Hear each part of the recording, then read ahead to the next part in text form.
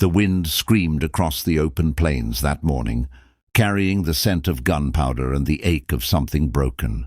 The sun was just rising over the hills, painting the land in blood-red hues that clung to the sky like guilt. Rancher Eli Mercer was out by the corral, mending a busted fence post when he saw her, a shadow staggering down the dirt trail, half covered in dust, her steps uneven, her dress torn to rags. At first he thought she was a ghost, some lost soul wandering out from the desert. But when she collapsed by the old mesquite tree, Eli dropped his tools and ran. Her face was caked with dirt and blood, her lips trembling as she tried to speak. He knelt beside her, lifting her head gently, his rough hands shaking. "Ma'am, you all right?" he whispered, though he already knew she wasn't. Her eyes fluttered open, blue, cracked with fear, and she whispered words that would echo in his mind for years to come. They took turns, one after the other. Her voice broke into sobs that tore through the morning stillness. Eli froze, the hammer slipping from his grasp. He'd seen pain before, on battlefields, in droughts, in graves dug for loved ones, but not this. Not something so raw, so human it could tear a man apart from the inside. He carried her to the porch, yelling for his ranch hand to fetch water and blankets. She was half conscious when he laid her down, her breath shallow, her fingers clutching his sleeve as if he were her last link to life. "Don't let them find me," she whispered. "Please, don't let them find me." Eli didn't ask questions then. He just nodded and wrapped her in an old wool blanket. He sat with her through the night as she drifted in and out of sleep, muttering words that made no sense. Names, places, screams swallowed by silence. When dawn came again, he poured her a cup of warm water and waited. Finally she spoke.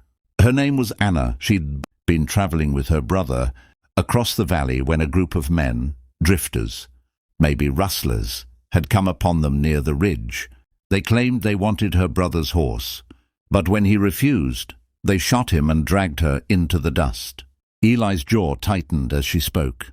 His fingers dug into the table so hard the wood creaked. "How many?" he asked. "4," she whispered. "Maybe 5. They wore badges, or something that looked like badges." Eli's heart sank. He knew what that meant. Not outlaws, lawmen, or at least men pretending to be. Out here, justice was a matter of who had the loudest gun and the least conscience. For 3 days Eli kept her safe in his ranch house, tending her wounds, feeding her and listening. The more he heard, the heavier his chest grew. Each night he'd step out onto the porch, staring across the dark horizon, his mind chewing on the same question. What kind of men do that to a woman and still sleep at night? He'd seen enough of human cruelty in his years to know that monsters didn't always hide in shadows. Sometimes they wore spurs and smiled. On the 4th morning, Anna woke with tears streaming down her cheeks. "They'll come back," she whispered. "They said if I told anyone, they'd burn this place to the ground." Eli leaned forward, his voice low and firm. "Let 'em try." There was something in his tone that made her look up.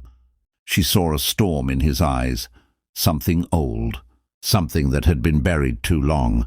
The war had taken his family, his land once, and nearly his soul. But this awoke something different, a purpose. By noon he was in town. The saloon doors creaked open as he stepped inside, dust trailing behind his boots.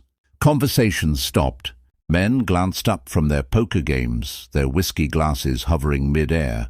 The bartender nodded stiffly. "Morning, Eli." The rancher's voice was calm, cold. "You seen a group of riders come through last week? 5 men, maybe 4, with horses branded with a cross and a bar?" The bartender hesitated, wiping the counter a little too long.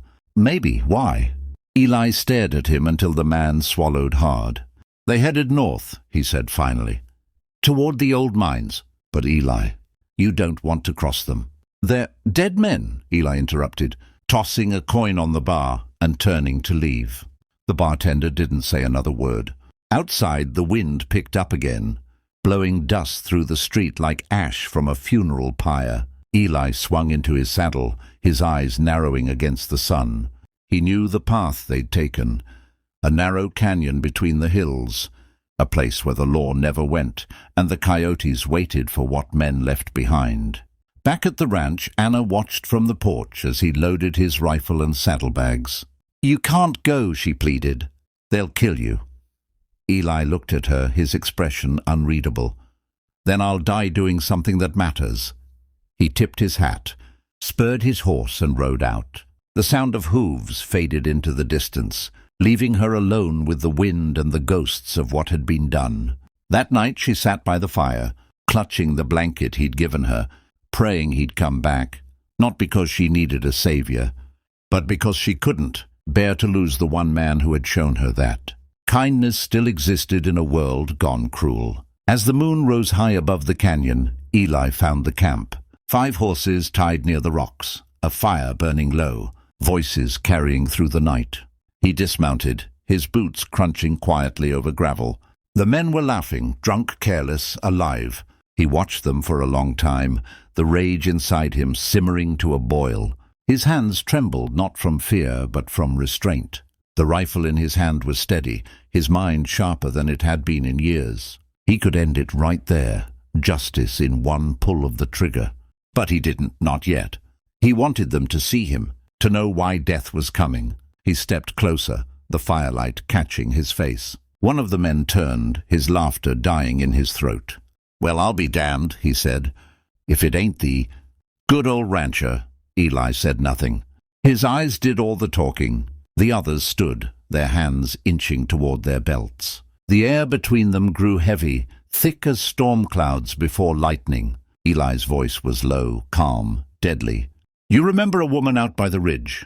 The one you left in the dirt?" Silence. Then one of them grinned, ugly and proud. "We remember. She had fight, I'll give her that." The moment hung like the last breath before a storm. Then Eli moved. The first gunshot cracked through the canyon like thunder, followed by screams and the wild echo of chaos. Dust exploded around the campfire. Horses reared.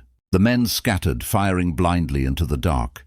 When the smoke cleared, 2 were down, one bleeding in the dirt, another crawling for his pistol. Eli stepped over the bodies, reloading slow and deliberate.